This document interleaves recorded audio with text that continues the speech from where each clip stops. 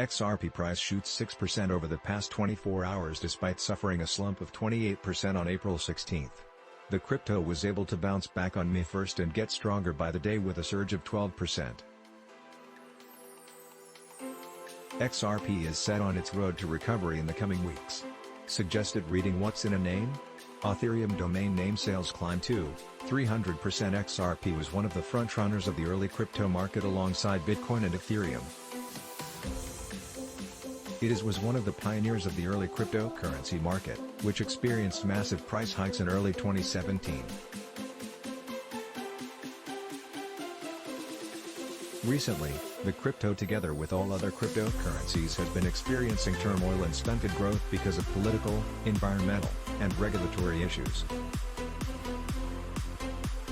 The decline was expected, but it's not a happy state as it is for crypto traders all over the globe. However, unlike others, XRP seems to be recovering and gaining momentum. XRP is currently trading at $0.61 after experiencing intraday highs of $0.63. Its bullish comeback seems to have been triggered by favorable investor and technical sentiment in spite of setbacks from a lawsuit by the U.S. Securities and Exchange Commission. Ripple was sued by the SEC for selling securities illegally using XRP. Nevertheless, Ripple seems to be winning in market capitalization from this legal battle. The Relative Strength Index, RSI, on XRP seems to have come to a maximum point considered as oversold, which signals that the heavy selling activity seems to have drained itself dry. With that scenario, investors would normally turn to other entry point buying opportunities.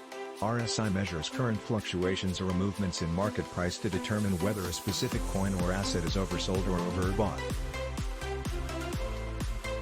The technical analysis indicator of RSI with a reading below 30 would mean that the asset is oversold. Investors seem unfazed even with the SEC lawsuit going on.